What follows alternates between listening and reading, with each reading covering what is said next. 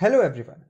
Welcome to the official YouTube channel of Sharma Tuitions, where we aim conceptual knowledge along with deeper understanding for our students. I am Rohit Sharma, co-founder of Sharma Tuitions and your teacher, mentor and friend. बात करने जा रहे हैं class 10th chemistry के सबसे पहले chapter chemical reactions and equations की. We are going to cover the following topics in this chapter.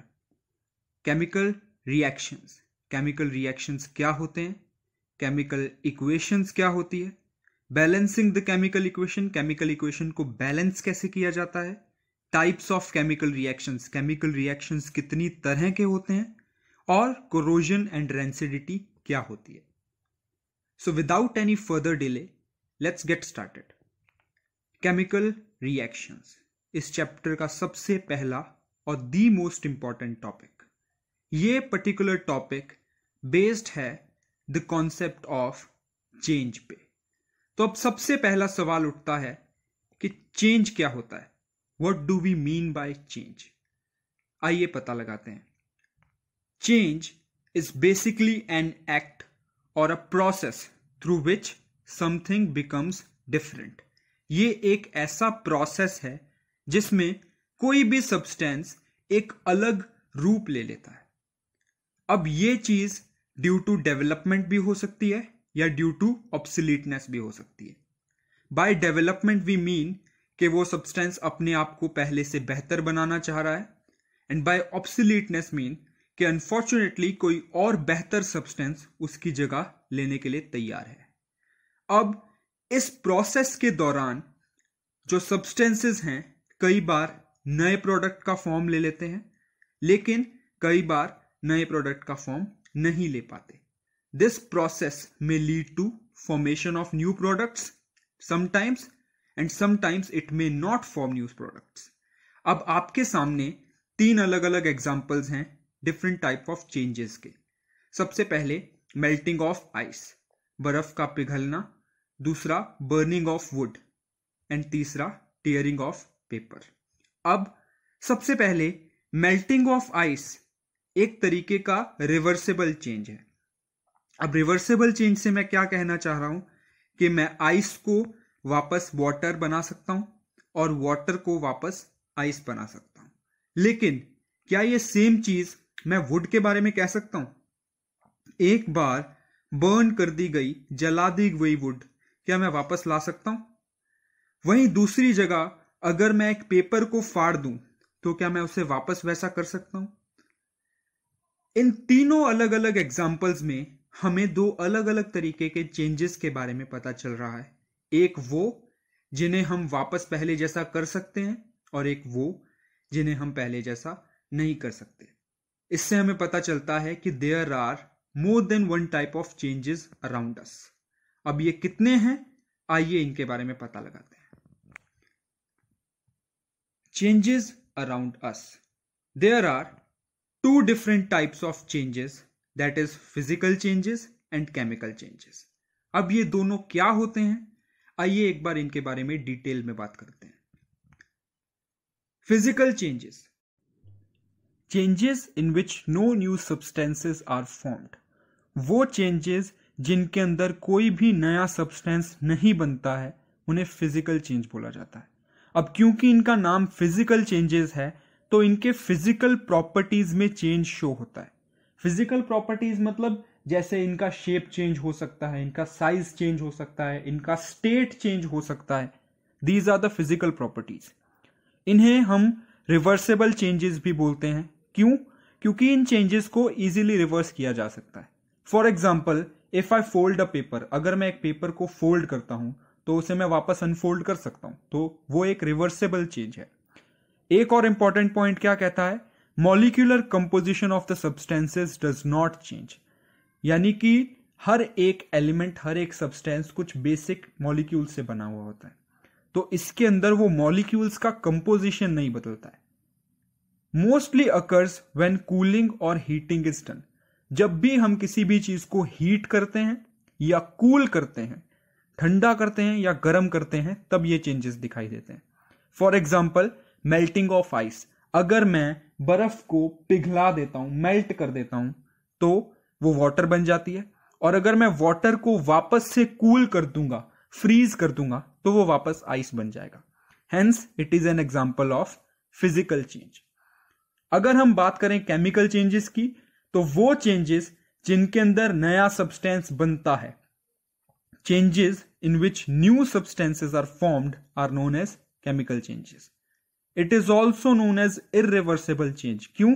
क्योंकि एक बार जब नया सब्सटेंस बन गया तो उससे वापस मैं पुराना सब्सटेंस नहीं बना सकता। Chemical composition of substances do change, यानी कि ये सब्सटेंसेस का जो केमिकल कंपोजिशन है वो बदलता है। Molecular composition of substances do change, mostly occurs when absorption और release of energy takes place. ये बहुत इंपॉर्टेंट पॉइंट है। ये मोस्टली तब होता है जब एनर्जी एब्जॉर्ब हो या एनर्जी रिलीज हो। For example rusting of iron, जब आयरन को जंग लग जाती है तो उसकी मेटेलिक प्रॉपर्टीज छिन जाती हैं, चली जाती हैं। That is why it is known as chemical changes. अब सवाल ये उठता है कि केमिकल चेंजेस और केमिकल रिएक्शंस का आपस में क्या लेना देना है। How are chemical changes related to chemical reactions? Let's find out. सबसे पहले बात करते हैं कि केमिकल रिएक्शंस होते क्या हैं। Chemical reaction is a type of reaction in which one or more substances react with each other and form a new substance.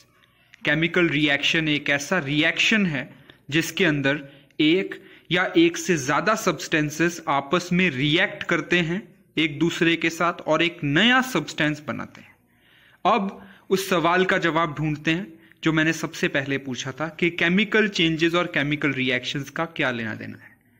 Chemical changes and chemical reactions are directly related because every chemical reaction is result of chemical change. Chemical change के कारण ही chemical reactions होते हैं। एक basic सा example लेके देखते हैं। Hydrogen and oxygen forms water. Hydrogen और ऑक्सीजन दोनों कंबाइन होते हैं तो वाटर बनता है। This is a type of chemical reaction. अब केमिकल रिएक्शन में दो अलग अलग तरीके के कंपोनेंट्स होते हैं, रिएक्टेंट्स एंड प्रोडक्ट्स। रिएक्टेंट्स क्या हैं? All the substances that undergo the chemical change in a chemical reaction are known as reactants. For example, इस एग्जाम्पल में हाइड्रोजन और ऑक्सीजन हमारे रिएक्टेंट्स हैं। क्यों? क्योंकि ये दोनों केमिकल चेंज का पार्ट हैं। वहीं अगर हम बात करें प्रोडक्ट्स की, तो the new substances formed from the reactants during a chemical reaction are known as products. For example, water. Hydrogen और ऑक्सीजन दोनों कंबाइन होके वाटर बन रहे हैं, यानी कि इस केमिकल रिएक्शन का एंड रिजल्ट जो है वो वाटर है। Then water is a product. अब हमें कैसे पता चलेगा कि एक केमिकल रिएक्शन हुआ है? How can we get to know that a chemical reaction has taken place? Basically, हम कैसे आइडेंटिफाई कर सकते हैं कि केमिकल रिएक्शन हुआ है? Identification of chemical reaction. When a chemical reaction takes place, it may show the following changes: change in state, change in color, evolution of gas, change in temperature and formation of precipitate. अब ये क्या है? सबसे पहले बात करते हैं change in state की। It refers to the process of conversion of one state of matter to another state of matter whenever a chemical reaction takes place. मतलब जब भी कभी केमिकल रिएक्शन होगा तो सब्सटेंस अपने आप को एक स्टेट ऑफ मैटर से दूसरे स्टेट ऑफ मैटर में कन्वर्ट कर लेंगे, बदल लेंगे।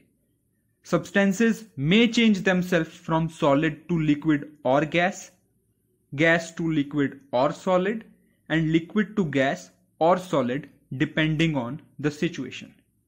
For example, ammonia reacts with hydrogen chloride to form ammonium chloride. Ammonia जिसे हम NH3 के नाम से डिनोट करते हैं और हाइड्रोजन क्लोराइड जिसे HCl से डिनोट किया जाता है, ये अमोनियम क्लोराइड बनाता है। अब देखने वाली चीज ये है कि अमोनिया भी एक लिक्विड स्टेट है और हाइड्रोजन क्लोराइड भी एक लिक्विड स्टेट है, बट ये दोनों मिलके अमोनियम क्लोराइड को फॉर्म कर रहे हैं जो कि एक सॉलिड है। अब बात करते हैं चेंज इन कलर की। Reaction in which reactants are of different colour and product is of different color because after undergoing chemical change the reactants change its color। Reaction जिसके अंदर रिएक्टेंट्स का कलर बिल्कुल अलग होता है और प्रोडक्ट का कलर बिल्कुल अलग होता है। क्यों? क्योंकि रिएक्टेंट केमिकल चेंज के कारण अपना कलर चेंज कर देता है। For example, copper sulphate when reacts with iron it forms iron sulphate and copper is released. अब कॉपर सल्फेट जो कि ब्लू होता है कलर में, जब उसे आयरन के साथ रिएक्ट कराया जाता है, जब उसके अंदर आयरन ग्रैन्युल्स को ऐड किया जाता है, तो उसका जो कलर है वो ब्लू से ग्रीन हो जाता है। That means iron sulphate form हो जाता है and copper gets released. Evolution of gas. Some chemical substances evolve gas when they react with each other. For example, dilute sulfuric acid reacts with zinc to form zinc sulfate and releases hydrogen gas. कुछ substances जब react करते हैं तो एक gas evolve होती है। इसका example है जब dilute sulfuric acid zinc के साथ react करता है तो वो zinc sulfate बनाता है और हाइड्रोजन गैस रिलीज होती है। इसका बेस्ट एग्जाम्पल हमें कैसे पता चलता है कि ये हाइड्रोजन गैस है? इसके अंदर बबल्स इवॉल्व होते हैं and evolution of bubbles indicate evolution of hydrogen gas. चलिए अब बात करते हैं चेंज इन टेम्परेचर की। चेंज इन टेम्परेचर यानी कि टेम्परेचर के अंदर बदलाव आना। अब ये चेंज मोस्टली दो तरीके का ही हो सकता है, increase in temperature and decrease in temperature. या तो टेम्परेचर बढ़ेगा या टेम्परेचर कम होगा। एक एग्जांपल से इसको समझते हैं। कैल्शियम ऑक्साइड, जिसे क्विक लाइम के नाम से भी जाना जाता है, इसका टेम्परेचर इंक्रीज होता है जब इसके अंदर वाटर ऐड किया जाता है। अब हमें कैसे पता चलता है कि इसका टेम्परेचर इंक्रीज हो गया है? जब हम इसके अंदर वाटर ऐड करते हैं तो जो बीकर है वो हीट हो जाता है, जो इंडिकेशन है रिलीज ऑफ हीट की बाय इंक्रीज इन टेम्परेचर। आगे अब हम लोग बात करते हैं फॉर्मेशन ऑफ प्रेसिपिटेट की। सबसे पहले प्रेसिपिटेट क्या होता है? जब भी दो एक्वस सॉल्यूशंस आपस में रिएक्ट करते हैं तो एक सॉलिड फॉर्म होता है जिसे कि प्रेसिपिटेट बोला जाता है।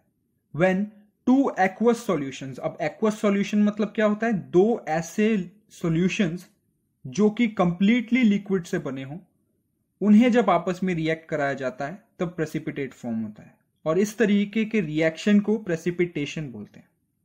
अब ये होता कैसे है? When cations of one reactant and anions of second reactant combine in a solution, it leads to formation of precipitate। अब cations and anions क्या होते हैं? हमने क्लास 9th में पढ़ा था आयंस के बारे में। आयंस मतलब एटम्स के अंदर जब चार्ज इंक्लूड कर दिया जाता है, चाहे वो नेगेटिव हो चाहे पॉजिटिव हो, उसे आयन बोला जाता है। पॉजिटिव चार्ज वाले आयंस को कैटायन बोलते हैं एंड नेगेटिव चार्ज वाले आयंस को एनायन बोलते हैं। जब पॉजिटिव चार्ज एक रिएक्टेंट का दूसरे रिएक्टेंट से मिल जाता है और नेगेटिव चार्ज दूसरे रिएक्टेंट का पहले रिएक्टेंट से मिल जाता है, तब ये प्रेसिपिटेट बनता है। For example, AX plus BY will give BX plus AY, where A, B, X and Y are ions. It is also known as double displacement reaction. अब बात करते हैं केमिकल इक्वेशन के बारे में। केमिकल इक्वेशन क्या होता है? हमने अभी डिस्कस किया कि ठीक है, केमिकल रिएक्शन क्या होता है, केमिकल रिएक्शन कैसे होता है, ये हमें कैसे पता चलता है। लेकिन अगला सबसे इंपॉर्टेंट सवाल यह है कि केमिकल रिएक्शन को डिनोट कैसे किया जाता है। तो केमिकल इक्वेशंस इस सवाल का जवाब है। अगर मैं बात करूं केमिकल इक्वेशंस की, तो ये क्या होता है? It is symbolic representation of a chemical reaction. For example, sodium, when reacts with water, it forms sodium hydroxide and releases hydrogen gas. अब जैसा कि आप देख पा रहे हैं, इस रिएक्शन को मैंने दो अलग अलग तरीके से लिखा है. That show केमिकल इक्वेशन दो तरीके की होती है, word equation and symbolic equation. Word equation is a type of equation in which chemical reactions are expressed in words. जब केमिकल रिएक्शन को वर्ड्स में एक्सप्रेस किया जाता है उसे वर्ड इक्वेशन बोला जाता है. For example, magnesium plus oxygen will give magnesium oxide. Symbolic equation, it is a type of equation in which chemical reactions are expressed using symbols. जब केमिकल रिएक्शन को सिंबल्स के फॉर्म में represent किया जाता है उसे सिंबॉलिक इक्वेशन बोलते हैं. फॉर एग्जाम्पल, Mg जो कि सिंबल है मैग्नीशियम का, O2 जो कि सिंबल है ऑक्सीजन का, 2MgO बनाता है, यानी कि मैग्नीशियम ऑक्साइड बनाता है. Writing a chemical equation. अब केमिकल इक्वेशन को कैसे लिखा जाता है? A chemical equation shows change of reactant to product. एक रिएक्टेंट कैसे प्रोडक्ट बनता है यह दिखाया जाता है एक केमिकल इक्वेशन में. अब हमें कैसे पता चलेगा कि रिएक्टेंट कौन सा है और प्रोडक्ट कौन सा है? इन दोनों के बीच में एक एरो से हम डिनोट कर सकते हैं कि ये रिएक्टेंट है और ये प्रोडक्ट है. On the left hand side of the arrow, reactants are written with a plus sign between them. Similarly, on the right hand side, products are written with a plus sign between them. Left hand side में हम reactants लिखते हैं. अगर एक से ज्यादा reactant है तो उनके बीच प्लस का साइन डाला जाता है, और right hand side में हम product लिखते हैं. सेम, अगर उनमें एक से ज्यादा प्रोडक्ट है तो उन दोनों के बीच में प्लस साइन डाला जाता है. Writing a chemical equation. अब ये जो एरो है ये डिनोट करता है direction of the chemical equation, यानी कि रिएक्शन हुआ है तो बना क्या है. For example, magnesium plus oxygen forms magnesium oxide. तो ये एरो जो है ये मैग्नीशियम ऑक्साइड की तरफ रहेगा, डिनोट करते हुए कि हाँ मैग्नीशियम ऑक्साइड का फॉर्मेशन हुआ है. एक चीज आपने ऑब्जर्व की होगी कि जो ऊपर इक्वेशन मेंशन्ड है इसमें मैग्नीशियम लेफ्ट हैंड साइड में एक है और राइट हैंड साइड में भी एक है, लेकिन ऑक्सीजन लेफ्ट हैंड साइड में दो हैं और राइट हैंड साइड में एक है. क्या ये इक्वेशन को आप बैलेंस्ड बोलोगे? नहीं. इस तरीके की इक्वेशंस को हम अनबैलेंस्ड इक्वेशन बोलते हैं. Unbalanced equations are also known as skeletal chemical equations. अब हम हमारी केमिकल इक्वेशन को ज्यादा इंफॉर्मेटिव कैसे बना सकते हैं? मतलब कि उस केमिकल रिएक्शन को केमिकल इक्वेशंस के फॉर्म में लिख दिया ताकि इजीली प्रेजेंट कर सकें. अब उस प्रेजेंटेशन को और ज्यादा इंफॉर्मेटिव कैसे बनाया जाए, इसे हम कुछ और पॉइंट्स को डिस्कस करके इंफॉर्मेटिव बना सकते हैं. सबसे पहले हम मैटर की स्टेट डिसाइड कर सकते हैं. फॉर एग्जाम्पल, हमारे पास जो मैटर है, जो सब्सटेंस है, वो इन चार स्टेट्स में अवेलेबल हो सकता है: solid, liquid, gas and aqueous. अगर हम इनके साथ में इनके सिंबल से उनकी स्टेट भी डिनोट कर दे तो एक केमिकल इक्वेशन ज्यादा इंफॉर्मेटिव हो जाती है. एक और point, absorption and release of energy. अगर किसी रिएक्शन में गैस इवॉल्व हुई है तो उसे अपवर्ड एरो से डिनोट किया जाता है, वेयर एज अगर किसी रिएक्शन में प्रेसिपिटेट फॉर्म हुआ है तो उसे डाउनवर्ड एरो से डिनोट किया जाता है. To be very specific with the temperature, अगर हीट डिनोट की जा रही है, हीट किसी रिएक्शन में इन्वॉल्व है तो उसे डेल्टा के साइन से इंडिकेट किया जाता है. अगर एक स्पेसिफिक टेम्परेचर प्रोवाइडेड है तो हम वो स्पेसिफिक टेम्परेचर ऊपर या नीचे लिखते हैं, यानी कि अबव और बिलो द एरो लिखते हैं. तो ये कुछ टेक्निक्स हैं जिससे हम अपने केमिकल इक्वेशन को और ज्यादा इंफॉर्मेटिव बना सकते हैं. अब हमने लास्ट कुछ मिनट्स पहले डिस्कस किया कि एक अनबैलेंस्ड केमिकल इक्वेशन क्या होती है. अब एक बैलेंस्ड केमिकल इक्वेशन क्या होती है, आइए वो जानते हैं. लास्ट मॉड्यूल में हमने डिस्कस किया था कि केमिकल रिएक्शंस क्या होते हैं, कितनी तरीके के होते हैं, कैसे हम इसे और इंफॉर्मेटिव बना सकते हैं और कैसे इन्हें रिप्रेजेंट किया जाता है. इस दौरान हमने एक चीज और समझी थी कि जब number of atoms of electrons दोनों तरफ बराबर नहीं होते तो उस तरीके की इक्वेशन को अनबैलेंस्ड इक्वेशन बोला जाता है, जैसे हम स्केलेटल इक्वेशन के नाम से भी जानते हैं। अब जाहिर सी बात है, अगर अनबैलेंस्ड इक्वेशन होती है तो बैलेंस्ड इक्वेशन भी होती होगी। तो बैलेंस्ड इक्वेशन क्या है, एक बार उसे समझने की कोशिश करते हैं। Balanced chemical equation, a balanced chemical equation is that equation in which total number of atoms of each element are equal on the both sides। दोनों तरफ इक्वेशन के अंदर दो साइड्स होती हैं, left hand side and right hand side. जब दोनों तरफ नंबर ऑफ एटम्स बराबर होंगे तब हम मानेंगे कि वो इक्वेशन बैलेंस्ड है। अब ये बैलेंस किस बेसिस पे किया जाता है? हमने क्लास 9th में एक लॉ पढ़ा था, law of conservation of mass, जो कि क्या कहता है, मास can neither be created nor be destroyed, यानी कि मास को ना हम बना सकते हैं ना हम डिस्ट्रॉय कर सकते हैं। उसी तरीके से जो एटम्स हैं वो भी सेम उसी तरीके से काम करते हैं, यानी कि नंबर ऑफ एटम्स रिएक्टेंट के और प्रोडक्ट के सेम रहने चाहिए कायदे से। लेकिन कभी कभार ऐसा नहीं होता है, और जब ऐसा नहीं होता है तब हमें इन्हें बैलेंस करना पड़ता है। अब अगला सवाल यह उठता है कि हाँ, इसे बैलेंस किया कैसे जाए?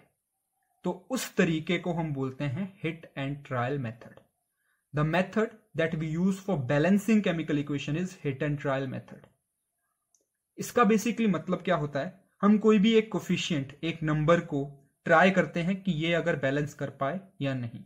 अगर वो कर देता है तो ठीक है, नहीं तो हम नेक्स्ट नंबर ट्राई करते हैं। In this method number of atoms of each element remains same before and after chemical reaction। Chemical reaction के पहले और केमिकल रिएक्शन के बाद दोनों तरफ नंबर ऑफ एटम्स सेम रहने चाहिए। बैलेंसिंग अ केमिकल इक्वेशन, अब ये कैसे किया जाता है इसे कुछ एग्जांपल्स के थ्रू समझते हैं। केस 1, इसमें हम सोडियम को वाटर के साथ रिएक्ट करा रहे हैं, जो कि बनाता है सोडियम हाइड्रोक्साइड एंड रिलीज करता है हाइड्रोजन गैस। अब सबसे पहला स्टेप क्या होता है, अनबैलेंस्ड केमिकल इक्वेशन जैसे दे रखी है उसे एज इट इज लिख दो और एक टेब्यूलर फॉर्म में पूरी एक तरीके से रिपोर्ट बना दो कि हाँ, इसमें इतने एलिमेंट्स इन्वॉल्व हैं और लेफ्ट हैंड साइड में नंबर ऑफ एटम्स इतने हैं और राइट हैंड साइड में इतने हैं। जैसे इस एग्जांपल में sodium, hydrogen and oxygen are the three elements involved, and LHS में some number of sodium atoms 1 है, RHS में भी 1 है, हाइड्रोजन 2 है, RHS में 3 है, और ऑक्सीजन 1 है, दोनों तरफ 1 है। तो बेसिकली यहां पे देख के हमें यह पता चल रहा है कि सोडियम बिल्कुल सही पोजीशन में है, बैलेंस्ड है, ऑक्सीजन भी बैलेंस्ड है, हाइड्रोजन जो है वो लेफ्ट हैंड साइड में कम है और राइट हैंड साइड में ज्यादा है। अब हमें जो एलिमेंट अनबैलेंस्ड होता है उसे बैलेंस करने की कोशिश करनी है। कैसे, आइए देखते हैं। Balancing first element, the only element required here is hydrogen. जिसे बैलेंस करने की जरूरत है वो सिर्फ हाइड्रोजन है।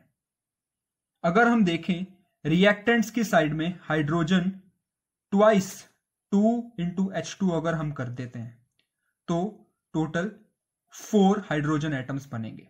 वहीं अगर दूसरी तरफ देखा जाए तो हाइड्रोजन H2 के साथ 2 एटम है और एक एटम NaOH के साथ है। तो अगर मैं NaOH को पूरे कंपाउंड को 2 से मल्टीप्लाई कर दूं तो 2 हाइड्रोजन यहां भी हो जाएंगे और 2 हाइड्रोजन यहां भी हो जाएंगे, यानी कि दोनों तरफ 4 हाइड्रोजन। तो ये इक्वेशन बैलेंस हो जाएगी in terms of hydrogen only. लेकिन अब सिचुएशन क्या कहती है कि रिएक्टेंट्स के साइड पे तो सोडियम 1 है, प्रोडक्ट के साइड पे आपके 2 हो गए हैं। अब हमें सोडियम को बैलेंस करना है। कैसे, जिस साइड कम है उस साइड बढ़ा देते हैं। सोडियम यहां पे 2 से कम है तो हम सोडियम को इंटू 2 कर देंगे। तो हमारा एंड रिजल्ट क्या बना, 2Na plus 2H2O will give 2NaOH plus 2H2। अब ये सही है या नहीं ये हम कैसे देखेंगे, एक बार और टेबल फॉर्म कर लेते हैं ताकि कोई करेक्शन की जरूरत तो नहीं है, ये पता चल जाए। Check for the corrections of equation. यहां पे एलिमेंट्स हैं sodium, hydrogen and oxygen. Sodium दोनों तरफ 2, हाइड्रोजन दोनों तरफ 4 और ऑक्सीजन दोनों तरफ 2। तो ये एक बैलेंस्ड इक्वेशन है। अब एक और केस से इसको थोड़ा और इन डेप्थ समझने की कोशिश करते हैं। दूसरा केस क्या कहता है, हमें इथेन को ऑक्सीजन के साथ रिएक्शन में बैलेंस करने की कोशिश करनी है। इथेन यानी कि C2H6 ये बेसिकली कार्बन का एक कंपाउंड है। जब हम कार्बन एंड इट्स कंपाउंड्स पढ़ेंगे तब इसे इन डेप्थ अच्छे से समझेंगे। इथेन जो है ऑक्सीजन के साथ रिएक्ट कर रहा है और carbon dioxide and hydrogen form कर रहा है। एज इट इज हम सबसे पहले एक टेबुलर फॉर्म में लिखेंगे कि किसके कितने एलिमेंट हमारे पास है। यहां इस रिएक्शन में हमारे पास 3 एलिमेंट्स इन्वॉल्व है, carbon, hydrogen and oxygen. LHS में कार्बन 2, RHS में 1, हाइड्रोजन 6 और 2, ऑक्सीजन 2 और 3। यहां हमें तीनों एलिमेंट्स अनबैलेंस्ड मिल रहे हैं और हमें तीनों को बैलेंस करने की कोशिश करनी है। तो अब अगला सवाल यह कि सबसे पहले कौन से एलिमेंट की तरफ जाया जाए। सबसे पहले हम उस एलिमेंट को बैलेंस करने की कोशिश करते हैं जो सबसे बड़ा है, इन दिस केस हाइड्रोजन। सबसे पहले हाइड्रोजन को बैलेंस करने की कोशिश की जाएगी। कैसे? इस तरफ हाइड्रोजन 6 है, उस तरफ H2 ओनली। H2O के साथ में हाइड्रोजन के 2 एटम्स हैं। तो अगर मैं H2O को पूरे को 3 से मल्टीप्लाई कर दूं तो मेरे पास में हाइड्रोजन 6 आ जाएंगे दोनों तरफ। लेकिन अब दिक्कत क्या आएगी, ऑक्सीजन यहां पे 2 है और RHS में 3 हो जाएंगे। तो अब हमें अगला काम क्या करना है, ऑक्सीजन को बैलेंस करने की कोशिश करनी है। कैसे, आइए देखते हैं। अब हम बैलेंस करेंगे कार्बन एटम को बाय मल्टीप्लाइंग इट विद 2। तो यहां पे CO2 को मैंने 2 से मल्टीप्लाई किया तो मेरे पास क्या आ जाएगा, कार्बन के 2, ऑक्सीजन के 4 इधर और 3 इधर, 7 एटम्स। लेकिन उस तरफ कितने हैं, सिर्फ 2। तो अब इस 7 को कैसे हटाया जाए। हम बेसिकली क्या करेंगे कि there are 7 oxygen atoms on right hand side. To make 7 oxygen atoms at left hand side we have to write 7/2 before O2। हमें उसे 7/2 करना पड़ेगा और हमें पूरी इक्वेशन को मल्टीप्लाई बाय 2 करना पड़ेगा। जब हम पूरी इक्वेशन को मल्टीप्लाई बाय 2 कर देंगे तो बाकी ये 2 और ये 2 आपस में कट जाएंगे एंड बाकी के जो सारे एलिमेंट्स हैं वो मल्टीप्लाई बाय 2 हो जाएंगे। यानी कि 2C2H6 plus 7O2 plus 4CO2 plus 6H2O। तो ये एक और तरीका है इक्वेशंस को बैलेंस करने का।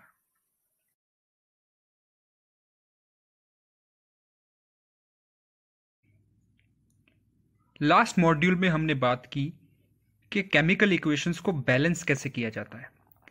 इस मॉड्यूल में हम लोग बात करने जा रहे हैं कि कितनी तरीके के केमिकल रिएक्शंस होते हैं। What are the different types of chemical reactions. There are 5 different categories of different types of chemical reactions. Chemical reactions को 5 अलग अलग कैटेगरी में बांटा गया है। Combination reaction, decomposition reaction, displacement reaction, oxidation and reduction reaction, exothermic and endothermic reaction. अब ये सारे क्या हैं, इन्हें एक बार डिटेल से समझते हैं।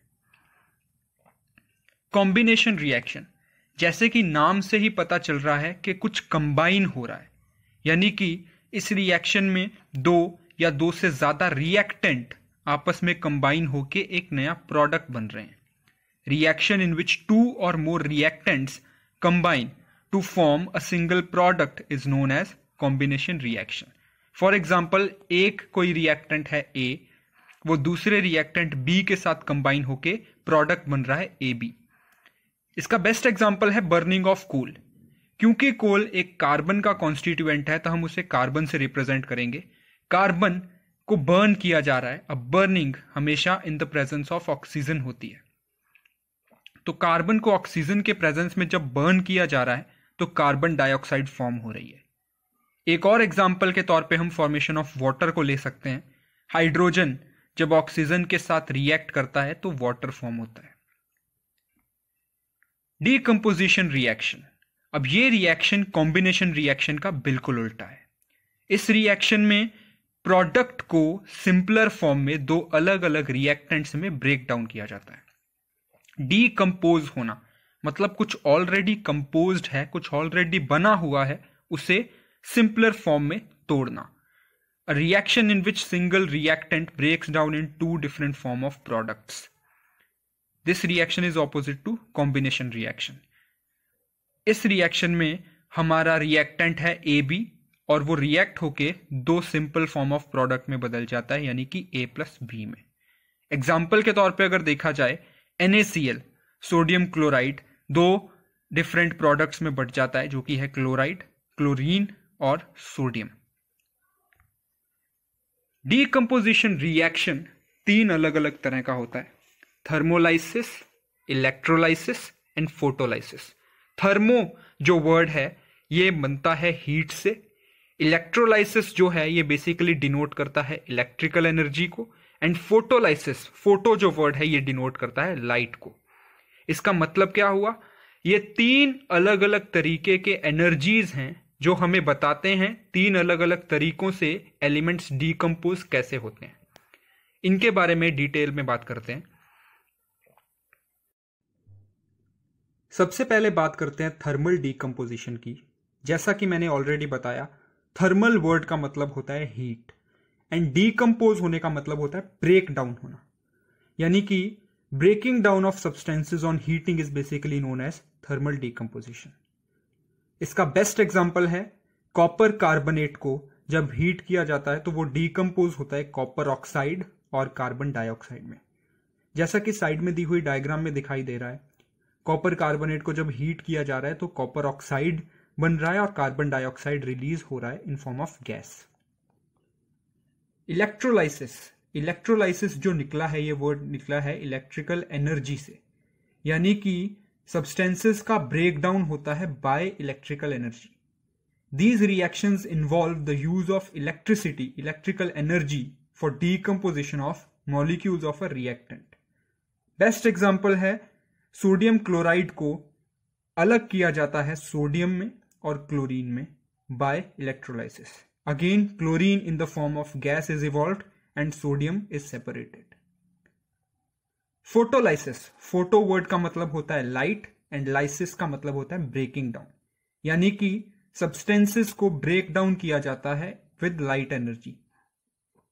एग्जाम्पल के तौर पे सिल्वर क्लोराइड को जब सनलाइट में रखा जाता है तो वो डीकम्पोज हो जाती है, सिल्वर मेटल जो है वो हमारे पास रह जाता है एंड क्लोरीन गैस जो है वो इवेपोरेट हो जाती है, इवॉल्व हो जाती है इन द फॉर्म ऑफ गैस। अब बात करते हैं डिस्प्लेसमेंट रिएक्शन की। ये जो रिएक्शन है ये बेस्ड है कॉन्सेप्ट ऑफ रिएक्टिविटी सीरीज पे। ऐसा क्यों?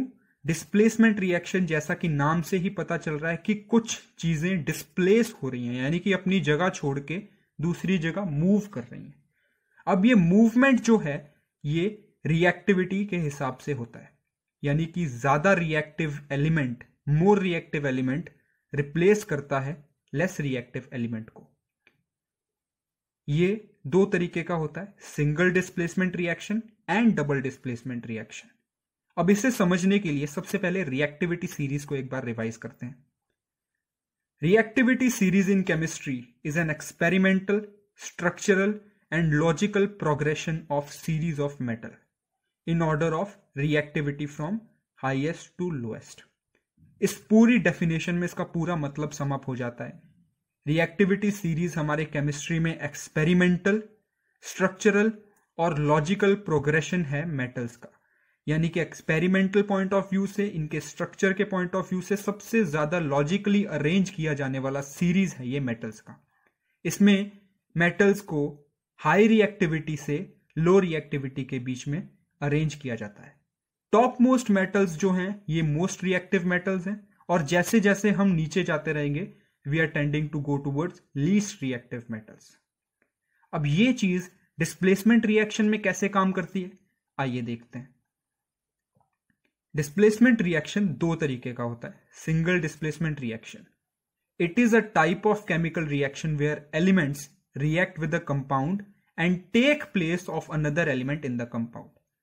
एक एलिमेंट एक कंपाउंड के साथ रिएक्ट करता है और वो दूसरे कंपाउंड की जगह ले लेता है। ऐसा क्यों? क्योंकि वो दूसरा रिएक्टेंट ज्यादा पावरफुल, ज्यादा रिएक्टिव है। एग्जाम्पल के तौर पे जिंक को जब कॉपर सल्फेट के अंदर डाला जाता है तो वो कॉपर सल्फेट की जगह जिंक सल्फेट बन जाता है और कॉपर मेटल जो है वो रिलीज हो जाता है। अब ऐसा क्यों होता है? क्योंकि जिंक ज्यादा रिएक्टिव है कॉपर से, hence it displaces copper. Double displacement reaction, ये वो रिएक्शन है जिसके अंदर दो अलग अलग तरीके के आयंस को आपस में डिस्प्लेस किया जाता है। For example AD and BC are two different compounds, ये after reaction AC and BD बन जाएंगे। इसे प्रेसिपिटेशन रिएक्शन भी बोला जाता है। क्यों? क्योंकि इसके अंदर प्रेसिपिटेट फॉर्म होता है। एग्जाम्पल के तौर पे देखा जाए तो सिल्वर नाइट्रेट और सोडियम ब्रोमाइड को अगर हम रिएक्ट कराते हैं तो सिल्वर ब्रोमाइड बनता है और सोडियम नाइट्रेट बनाया जाता है। अब इस रिएक्शन में सिल्वर ब्रोमाइड हमारा प्रेसिपिटेट है और इसे हम केमिकल रिएक्शन में डाउनवर्ड एरो से डिनोट करेंगे। Oxidation and reduction reactions. Oxidation, जैसा कि नाम से ही पता चल रहा है, ऑक्सीजन को ऐड किया जाता है, यानी कि हर वो रिएक्शन जिसके अंदर सबसे पहले तो ऑक्सीजन ऐड की जाए और दूसरी चीज हाइड्रोजन रिमूव कर दिया जाए। इन दोनों में से अगर कोई एक चीज हो रही है उस रिएक्शन के अंदर तो उसे ऑक्सीडेशन बोला जाता है। फॉर एग्जाम्पल कॉपर और ऑक्सीजन आपस में रिएक्ट करते हैं तो वो कॉपर ऑक्साइड बनाते हैं। कैसे? कॉपर के साथ ऑक्सीजन ऐड हो गई है, so this is an oxidation reaction. वहीं रिडक्शन इसका बिल्कुल उल्टा, it can be defined as the process in which oxygen is removed and hydrogen is added. इसमें या तो ऑक्सीजन को रिमूव कर दिया जाएगा, हटा दिया जाएगा, या फिर हाइड्रोजन को ऐड कर दिया जाएगा। Na सोडियम को जब हाइड्रोजन के साथ रिएक्ट कराया जाता है तो NaH सोडियम हाइड्राइड बनता है। So this is an example of reduction. अब हम लोग बात करते हैं इन दोनों के कॉम्बिनेशन की। यस, ऑक्सीडेशन और रिडक्शन दोनों एक साथ भी पॉसिबल है। बहुत सारे रिएक्शंस में ये दोनों चीजें एक साथ देखने को मिलती हैं। अगर ऐसा होता है, यानी कि oxidation and reduction takes place simultaneously, then it is known as redox reaction. Example के तौर पे कॉपर ऑक्साइड और हाइड्रोजन आपस में हीट करने पे कॉपर अलग कर देते हैं और वाटर फॉर्म करते हैं, यानी कि कॉपर ऑक्साइड के साथ जो ऑक्सीजन था वो रिमूव हो गया, यानी कि रिडक्शन, और हाइड्रोजन के साथ ऐड हो गया, यानी कि ऑक्सीडेशन। दोनों चीजें एक साथ। Endothermic and exothermic reaction. Endothermic reaction वो होता है जिसमें हीट एब्जॉर्ब की जाती है और जिसके चलते टेम्परेचर ड्रॉप डाउन हो जाता है। एंड एक्सोथर्मिक रिएक्शन वो होता है जिसके अंदर हीट रिलीज की जाती है, जिसके चलते टेम्परेचर राइज हो जाता है। एग्जाम्पल के तौर पे अगर हम समझें तो photosynthesis is the best example of endothermic reaction. As we can clearly see, sunlight plant के अंदर एंटर करते ही वो हीट को रिलीज कर रहा है, इजंट इट? इसका बेस्ट एग्जाम्पल है sunlight in the presence of carbon dioxide and water forms food for plants, that is photosynthesis. And अगर हम बात करें एक्सोथर्मिक रिएक्शन की तो सोडियम और क्लोरीन का मिलके टेबल सॉल्ट यानी कि सोडियम क्लोराइड बनाना एक एग्जाम्पल है एक्सोथर्मिक रिएक्शन का। इसे हम याद कैसे रख सकते हैं? एंडो जो वर्ड है ये साउंड करता है एंट्री जैसा, यानी कि हीट एंटर कर रही है, एंड एक्सो जो वर्ड है ये रिलेट करता है एग्जिट से, यानी कि हीट बाहर जा रही है।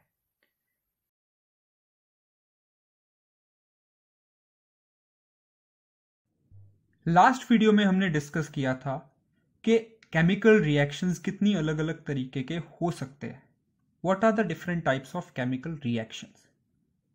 इस वीडियो में हम बात करेंगे कि जो उसमें हमने ऑक्सीडेशन रिएक्शन पढ़ा था उसके रियल लाइफ एप्लीकेशंस क्या हैं, यानी कि हम एवरीडे लाइफ में उसके कैसे ऑब्जर्वेशन कर सकते हैं। ऑक्सीडेशन रिएक्शन सबसे पहले क्या था, एक बार रिवाइज कर लेते हैं। वो रिएक्शन जिसके अंदर ऑक्सीजन ऐड किया जाता है या हाइड्रोजन रिड्यूस किया जाता है उसे ऑक्सीडेशन रिएक्शन बोलते हैं। एवरीडे लाइफ में हमें ये दो अलग अलग तरीकों से देखने मिल सकता है, कोरोजन एंड रेंसिडिटी। अब ये दोनों क्या हैं, एक बार इन्हें समझते हैं। Corrosion. Corrosion is wearing away of metals due to chemical reaction. Wearing away मतलब मेटल्स का समय के साथ खराब हो जाना ड्यू टू केमिकल रिएक्शंस। अब आप लोग सोच रहे होंगे कि एटमॉस्फेयर में कैसे chemical reactions? Yes, there are and number of chemical reactions that happen in everyday life naturally. ये उन्हीं का नतीजा होता है। मेनली इस रिएक्शन के पीछे कौन सा रिएक्शन इन्वॉल्व है? ऑक्सीडेशन। इस ऑक्सीडेशन में बेसिकली होता क्या है? Metals lose their metallic property. Metals की कुछ प्रॉपर्टीज होती हैं जिनके कारण उन्हें मेटल बोला जाता है। ऑक्सीडेशन के साथ साथ जैसे जैसे वो वियर अवे हो जाते हैं, यानी कि खराब हो जाते हैं, तो उनकी मेटेलिक प्रॉपर्टीज चली जाती हैं। अब ऐसा होता कैसे है या क्यों है? It is a process where metals are attacked by moisture, acids etcetera. यानी कि या तो उनके ऊपर किसी एसिड का अटैक होता है जो कि नेचुरली भी फॉर्म हो सकता है, जो कि केमिकली भी बन सकता है, या फिर मॉइस्चर के कारण हो सकता है। अब इसके क्या क्या नुकसान है? This can cause a lot of damage to car bodies, ships, bridges, iron railings etcetera. जैसा कि आप फोटोज में देख पा रहे हैं, आयरन रेलिंग्स, ब्रिजेस और कार बॉडीज को कितना नुकसान पहुंच सकता है कोरोजन से। Some daily life examples of corrosion. हम सबने ऑब्जर्व किया होगा, कभी हमारे पास अगर सिल्वर कॉइन्स रहे हैं तो बाय द टाइम उनके ऊपर एक काले रंग की परत, एक ब्लैक लेयर जम जाती है। सेम चीज आपने कॉपर पाइप्स के साथ भी ऑब्जर्व की होगी। कॉपर पाइप्स पे by the time green colour की कोटिंग आ जाती है। एंड आयरन तो हम सब use to hang. Iron by the time moisture के कांटेक्ट में आके रस्ट कर जाता है, जंग लग जाता है। तो ये तीनों चीजें क्या हैं? बेसिकली ये तीनों चीजें अलग अलग एग्जांपल्स हैं कोरोजन की। अब कोरोजन से हम कैसे निपट सकते हैं? कोरोजन को कैसे रोका जा सकता है? Preventions of corrosion. There are a few ways to keep our metals from corroding. अपने मेटल्स को कोरोजन से बचाने के कुछ तरीके हैं, जैसे कि painting the metal surfaces. Metal के जो सरफेस हैं उन्हें पेंट कर देना। Powder coating of the surfaces को पाउडर कोट कर देना, मेटल सर्फेसेस को ऑयल कर देना, या फिर गैल्वेनाइजेशन। गैल्वेनाइजेशन क्या होता है कि मेटल की चीजों के ऊपर जिंक की कोटिंग चढ़ा देना, जिंक की प्रोटेक्टिव लेयर लगा देना to prevent them from rusting. अब अगला important oxidation in real life का एग्जांपल क्या है? रेंसिडिटी। रेंसिडिटी क्या होता है? फाउल स्मेल और foul odour which we could be observing from food when it is kept for too long. जब खाने को हम बहुत ज्यादा समय के लिए ऐसे ही खुला रख देते हैं तो उसके अंदर से खराब स्मेल या खराब ओडर आने लगता है। ऐसा क्यों होता है? It is because of rancidity. तो रेंसिडिटी है क्या? Rancidity in simple terms is basically the spoilage of food when it becomes unsuitable for consumption. जब खाना खराब हो जाता है, अनसूटेबल हो जाता है कंजम्पशन के लिए, that is because of rancidity, because rancidity is spoiling of food. Food rancid कैसे होता है? क्योंकि फूड्स के अंदर जो फैट्स और ऑयल्स प्रेजेंट हैं वो ऑक्सीडाइज हो जाते हैं, उनके साथ ऑक्सीडेशन रिएक्शन हो जाता है एटमॉस्फेयर के कांटेक्ट में आते ही, due to which taste and smell of the food changes. अब रिडक्शन जो है इस रिएक्शन में किस चीज का होता है? फूड का। खाने के अंदर से न्यूट्रिशन का रिडक्शन हो जाता है। And some studies also show that rancid food can even cause harmful effects to our health. तो अब रेंसिडिटी से कैसे बचा जाए? What are the preventions of rancidity? Rancidity can be prevented using the following methods, जैसे कि antioxidants add करना खाने के अंदर जो कि ऑक्सीडेशन से बचाते हैं। Storing the food in air tight containers, इससे क्या होता है? रेंसिडिटी का प्रोसेस स्लो हो जाता है। Refrigerating the food can also help in slowing down the rancidity. And replacing oxygen containers with other gas. For example आजकल जो भी पैक्ड फूड्स आते हैं जैसे चिप्स वगैरह हैं, उनके अंदर नाइट्रोजन गैस फ्लश किया जाता है ताकि उन्हें रेंसिडिटी से प्रिवेंट किया जा सके।